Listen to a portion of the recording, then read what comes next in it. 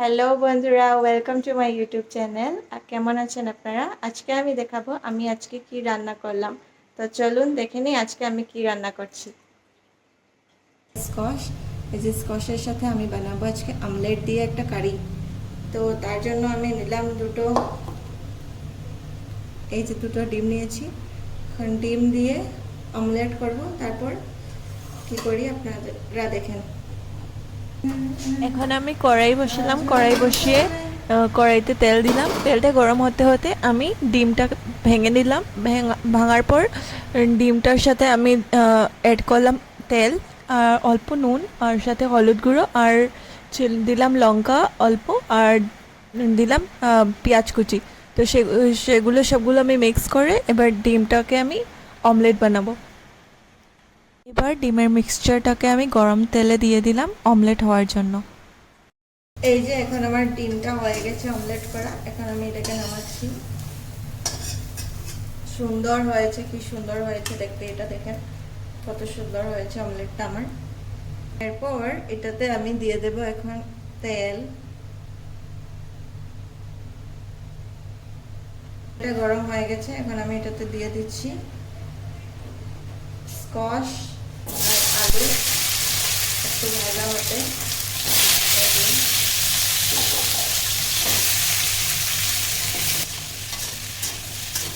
মাছগুলোকে দিয়ে অল্প লাড়িয়ে চাড়িয়ে আমি সেটাতে দিয়ে দিলাম অল্প নুন।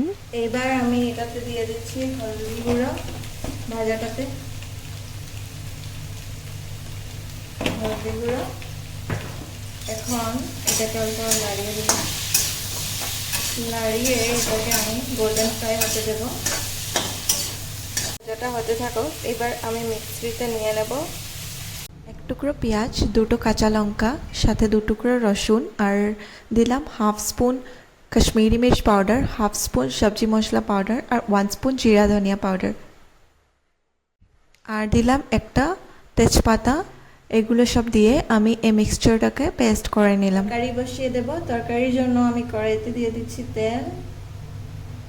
এই যে তেল দিয়ে দিলাম। তেলটা একটু গরম হয়ে গেলে আমি এটাতে দিয়ে দিচ্ছি তেজপাতা। এরপর আমি এটাতে দিয়ে দেব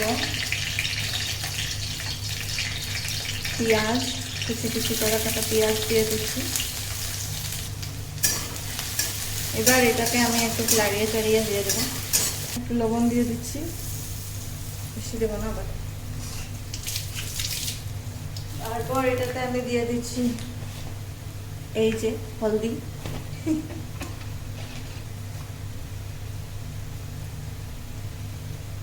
হলদি দিয়ে দিলাম। এইবার আমি এটাতে দিয়ে দেবো আমার এই যে বেটে রাখা মশলাটা দিয়ে দেবো সব একবার। কি করছি,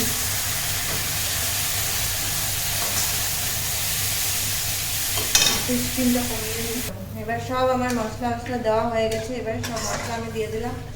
এবার এই মশলার জলগুলা শুকিয়ে যাবে, শুকানোর পর আমি দিয়ে দেবো এটাতে আমার সবজিগুলো। আলুগুলো আমি আগেই সিদ্ধ করে নিয়েছিলাম, তাই আলুগুলো এখন দেব না। এই যে সবজিগুলো দিয়ে দেবো। এবার এটা দেখছেন যে এইভাবে মশলা সব লাগালাম সবজিতে। এবার আমি এটাতে দিয়ে দেবো জল। এই যে জল, এবার আমি এটা দিয়ে দেবো।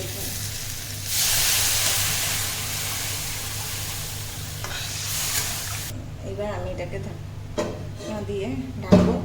যেগুলো অল্প করে সিদ্ধ হয়ে গেলে আমি এটাতে দিয়ে দেবো বাকি আমার আলুগুলো।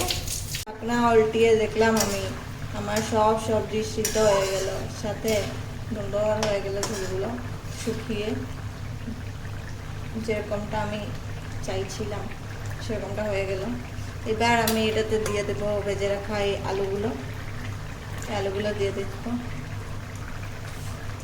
আর এটাকে অল্প লাড়িয়ে দেবো।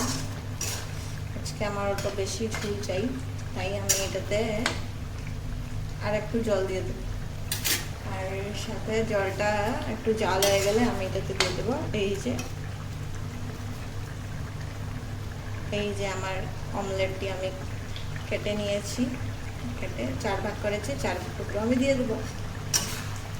এই যে এখন এটাতে আমি ডিমের টুকরোগুলো দিয়ে দেব।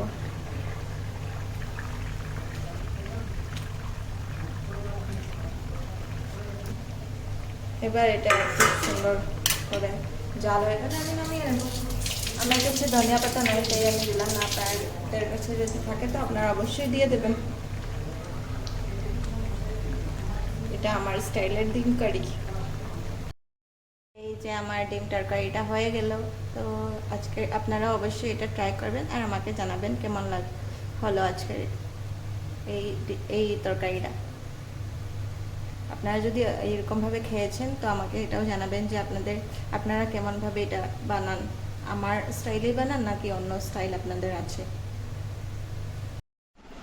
তরকারিটা হয়ে গেল, তাই এবার আমি খাওয়ার জন্য প্লেট সাজিয়ে নিলাম।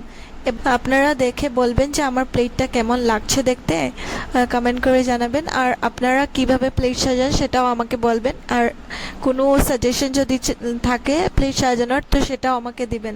আর আমার ভিডিওটা যদি আজকের ভালো লাগলো তো অবশ্যই লাইক করবেন, কমেন্ট করবেন, আপনাদের বন্ধুদের সাথে শেয়ার করবেন ভিডিওটি, আর চ্যানেলটি সাবস্ক্রাইব করতে ভুলবেন না। Thank you.